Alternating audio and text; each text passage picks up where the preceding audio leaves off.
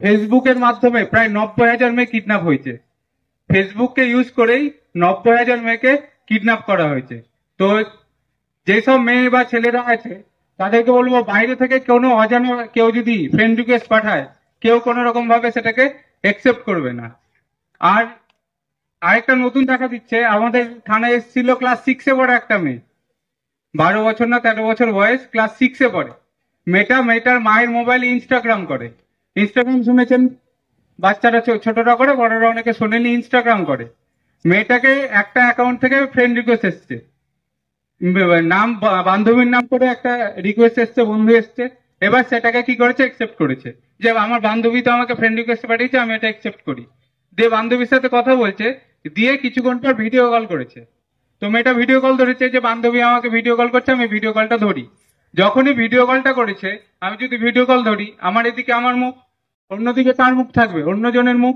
সেদিকে কি দেখা গেছে, একটা ছেলে উলঙ্গ অবস্থায় দাঁড়িয়ে আছে। সেটাকে কি করেছে, 10 সেকেন্ডের জন্য সেই স্ক্রিন রেকর্ড করে নিয়েছে, দিয়ে সেটাকে ফেসবুকে ছাড়ছে। দিয়ে মেয়ের মা বাবার কাছে দাবি করছে, এটা আমি আবার ছেড়ে দেবো, আরো ভাইরাল করব, যদি আমাকে 20,000 বা 30,000 টাকা না দেন।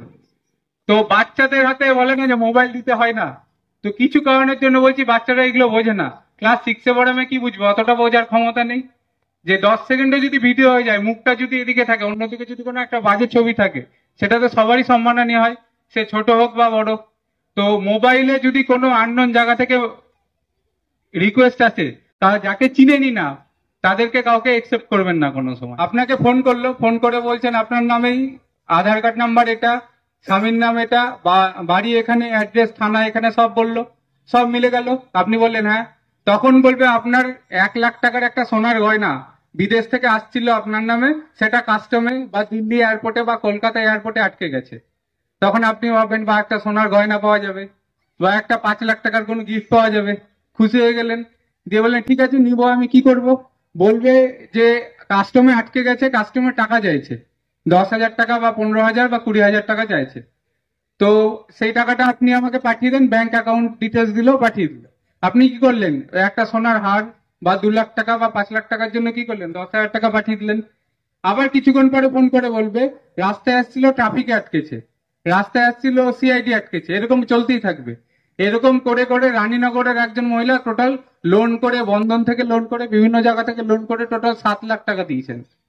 ঠিক আছে, 7 লাখ, 7 লাখ, 7 লাখ টাকা দেওয়ার পরে আবার চাইছে 1 লাখ টাকা, যে আপনার বাড়ির কাছে আছে, রাস্তায় আটকে গেছে, এবার আপনি এই টাকাটা দিন, আপনার বাড়িতে পৌঁছে যাবে। তারপরে মহিলা আর বাড়িতে গয়না পৌঁছানি, মহিলা কোথায় গেছে, আমাদের বহরমপুর সাইবার থানায় গেছে। তো যখনই কোনো সাইবার প্রতারণা হবে, একটা নাম্বার অবশ্যই মনে রাখবেন, যেটা এখানে লেখা আছে দেখুন, 1930, 1930। কি নাম্বারটা বললাম, 1930। এই নাম্বারটা সকলে মনে রাখবেন, 1930। যখনই দেখবেন আপনি কোনো সাইবার প্রতারণার ফাঁদে পা পড়েছেন, তখনই কি করবেন, 1930 নাম্বারে ফোন করবেন, আর লোকাল থানায় যাবেন, একটা জিডি করবে, বা লোকাল থানা আপনাকে বলে দিবে কি কাজ করতে হবে। কারণ এখান থেকে বহরমপুর সাইবার ক্রাইম থানা অনেকটা দূর, 1.5 ঘন্টা 2 ঘন্টা লেগে যায়। তো যে তার আগে যদি কমপ্লেনটা করে নেন, যদি আপনার সাইবার ফ্রড হয়, 1,000 টাকা, 2,000 টাকা, 50,000 বা 1 লাখ টাকা চলে গেছে, আপনি সঙ্গে সঙ্গে কি করবেন, 1930-এ ফোন করবেন না, লোকাল থানায় যোগাযোগ করবেন। কারণ যত তাড়াতাড়ি 1 ঘন্টার মধ্যে কমপ্লেন করতে পারলে আপনার টাকা আটকে থাকবে। যদি 2 ঘন্টা, 3 ঘন্টা, 4 ঘন্টা হয়, টাকা কিন্তু বেরিয়ে যাবে। সেই জন্য বলছি, সাইবার থানায় যাওয়ার আগে একবার লোকাল থানায় যোগাযোগ করবেন, আর 1930-এ একটা ফোন করবেন। তাহলে যতটা সম্ভব 1 ঘন্টা, আধা ঘন্টার মধ্যে কমপ্লেন করতে পারলে টাকাটা কি হবে, আটকে যাবে।